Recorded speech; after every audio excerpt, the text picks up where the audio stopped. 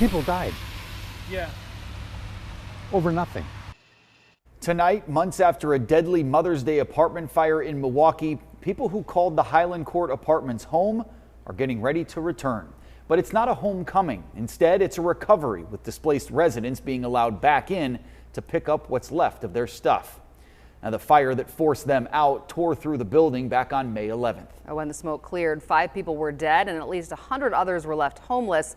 But unfortunately, the problems have not stopped there. The boarded up building hit with a string of break-ins, with people finding their way inside and ransacking what's been left behind. And for more tonight, we're joined in studio by Andy Bernhardt, who talked to neighbors and the building's landlord about the break-ins.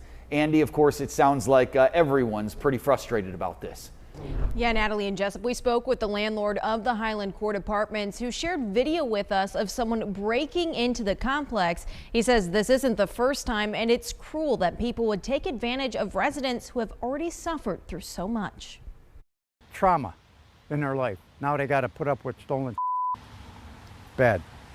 Surveillance video within the Highland Court Apartment shows a man who police say broke into the complex, going door to door with a bag. I heard somebody walking around on the 3rd floor, so I called 911. They were here in 5 minutes. Tony Panosian, the landlord of the complex, says he made that call last Thursday when Milwaukee police responded and found Deontay Watson trespassing. You know, it's 85 apartments. That's a lot of places to hide. Police say Watson tried to escape through a boarded-up window but was taken into custody. But Panosian says Watson isn't the first to break in since the deadly fire in May. They're climbing in windows, doors, whatever. They broke that glass out of the upper lobby door, but that got boarded up. He says he hates to see people take advantage of his residents that have already had so much taken from them. Devastated to hear them lose the little they have left. And he goes, hey, I got renter's insurance, but they took all my meds, they took my TV, they took all my wife's jewelry. Yeah. What can I say?